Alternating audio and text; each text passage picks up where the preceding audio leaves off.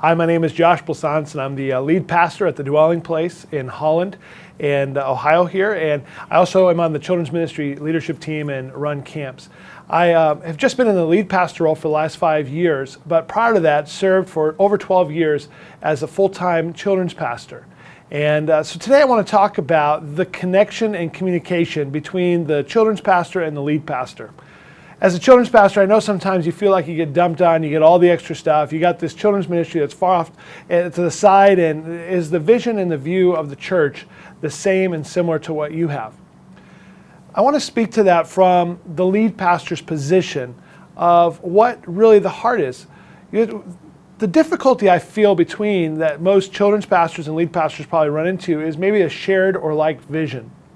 The church has a vision, and the pastor has a vision and a direction of where he wants to go with the church and see that. And a lot of times individual ministries then will come in and have their own vision or own plans for where they want that ministry to go. I would encourage you as a children's leader to make sure you know what your church's vision is, but ultimately what your pastor's vision is. What does he see? What does he want? Does he want puppets? Does he want those things? And if those aren't in your wheelhouse, then you find people to help support that. The goal is to develop and foster that relationship between you and your pastor. Because when the vision is like, and when it's similar between the two of you, that is a tremendous opportunity for a blessing of personality. You know, you're going to enjoy spending time together. There's not going to be the friction. You're going to enjoy those opportunities. But it's also a great opportunity in ministry to have fulfillment and value to that. There's pastors that I've worked with and worked for that I still communicate with today that have become my best friends in ministry because they understand now where I'm at and to share that heart. And so, you know, when you do some ministry-wise and that connection with the pastor, let me just take a little sidestep here. Your pastor doesn't have to know everything that goes on in your kid's ministry. But there's those times, you know what I'm going to talk about here. There's those times when such and such happens or this happens and you're like, oh my gosh. I always made it a practice not to have my pastor surprised, to receive a call of surprise saying, can you believe what Josh did? Now, I imagine a lot of people want to make that phone call at times, but you know that's how it goes. But I didn't want him to be surprised to say what's going on. We had this agreement with our pastor. He said, Josh, you're going to deal with a lot of stuff. He said, and there's going to be a lot of fires that are going to go on. You have two choices. You can either throw water on the fire and extinguish it, or you can throw fuel on the fire and allow it to build up.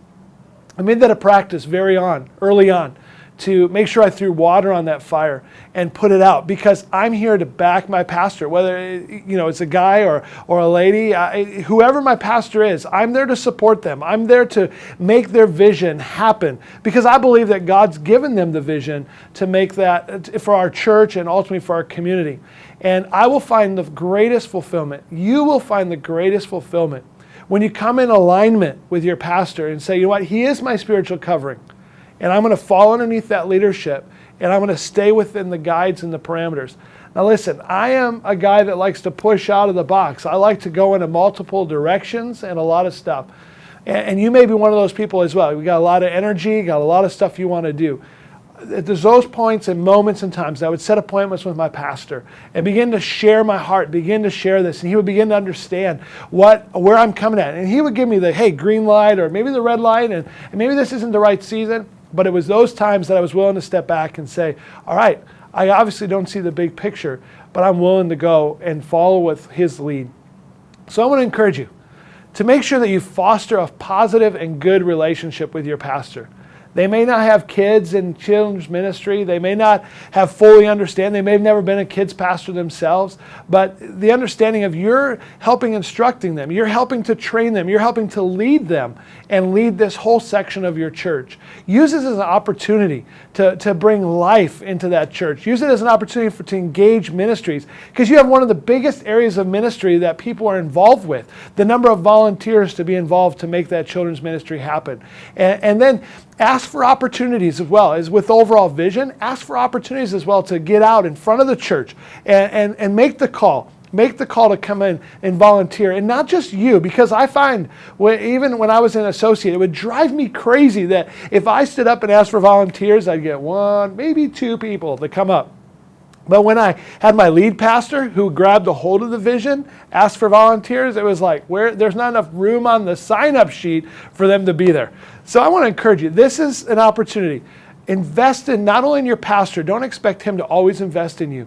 Find out what the vision for your pastor and the vision for your church is, and run with it.